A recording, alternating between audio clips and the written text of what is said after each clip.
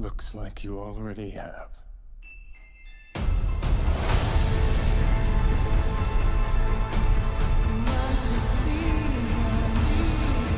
And we're back. Yeah, sorry about that unexpected break there, guys. It turns out I had 3 weddings planned in the span of like 5 weeks. I've got my own wedding coming up, so I was busy planning that. And I launched my own pro wrestling promotion. You can grab your tickets here for the next show if you live in the Nashville area.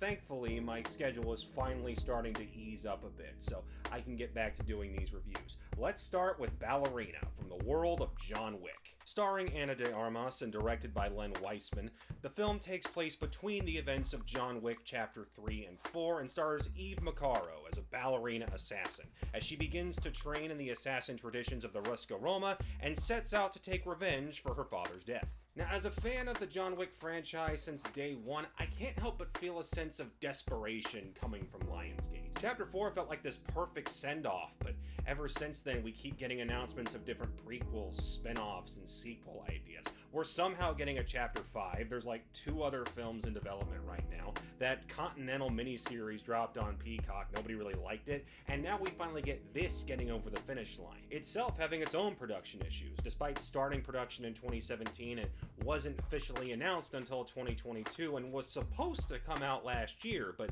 then Chad Stahelski came in and shot a bunch of additional photography, though how much seems to be up for debate. Being the first spin-off film in the John Wick franchise, the movie clearly wants to be in conversation with the Keanu Reeves films. A big focus seems to be on how much it wants to keep, what it wants to change, and what it wants to iterate on. Once again, we have a long-haired character who doesn't talk very much, trying to navigate their way through a world of assassin organizations and crime families that seem to be around every corner. A lot of the stylistic flair from the other movies is here too. These big, extravagant hotels and fantastical-looking nightclubs are the backdrops for a lot of these complex action scenes. And no surprise, the highlight of these are the action scenes, though what I appreciated was how the film went out of its way to show you how Eve isn't like John in approaching all of these fights. Whereas John can just gun-fu his way through any scenario, Eve is relatively new to this whole world, so she has to improvise her way through a lot of the fight scenes. This is where we get some real highlights, like one scene where she has nothing but a box of grenades to try and get her way through a bunch of armed gunmen. There's a great sequence involving her taking out like 5 people with a pair of ice skates,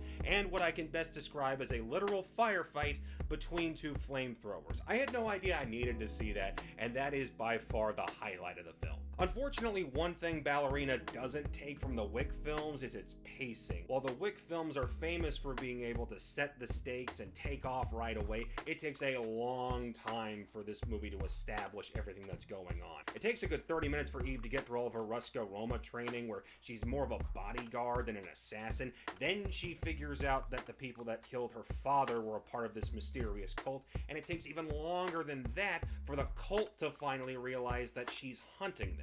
Said cult was also kind of a downer. We've been introduced to all these different crime families and organizations throughout these movies, and when you hear that there's one that the other organizations want absolutely nothing to do with, you think, hey, this might be interesting. But other than some repeating motifs about fate and their decision to all be huddled up inside of this one Swedish snowy village, there's not really anything to these guys. Gabriel Byrne plays the patriarch of the cult, and he really brings nothing to the table. You need a guy who's either chewing his way through all the scenery or is just a legitimate threat like a kingpin type, and he's really neither. It's never addressed what's bringing all these people together or why they're so fiercely loyal or what they're doing beyond just being a cult and indoctrinating their children and their children's children.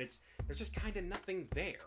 But through 2/3 of the film, I was honestly still along for the ride. I liked how it was establishing itself as being different from the other Wick films. I liked how the fight scenes were more creative. And I liked how when she shows up at this village, it suddenly dawns on you about 5 minutes in that, oh, the entire second half of the movie is just going to take place in one location. That's something we haven't really seen before. I dig that. But then, and it's already been spoiled in the trailers and a lot of the marketing, John Wick shows up and sticks around for the rest of the movie. Now, far be it for me to complain whenever Keanu Reeves decides to show up in a movie, but this really took away from what they were trying to do. We get like a 5-minute fight sequence of them firmly establishing that Eve is nowhere near in the same league as John, and then John turns around and says, okay, now you can finish your movie, I guess. Setting aside how I'm not quite sure how this fits into the continuity between parts 3 and 4, I thought John had separated himself from the Ruscaroma. What's he doing on a mission for them? But anyway, but to basically bury your lead and say, hey, you know the character that everybody likes? Yeah, she is nowhere near as good as he is, but we're gonna give her 1 or 2 more action scenes so she can wrap up her film, I guess. It's just this weird cutting out of your entire momentum. I'm not excited to see more of Eve's character now. All you've done is firmly establish that, hey, I should just be watching John Wick instead. Why am I not doing that already? Overall, Ballerina is fun. It's got some outstanding moments, and in a year where there's not an obvious winner for Best Action Film, this makes an honest go of it. But I wouldn't rank it above any of the other Wick films, and it goes out of its way to say, hey, this is a lesser product than all of those. And if you're the one that's telling me that, why should I invest my time? But anyway, give this one a look. Let me know what you think down in the comments below, and thanks for watching.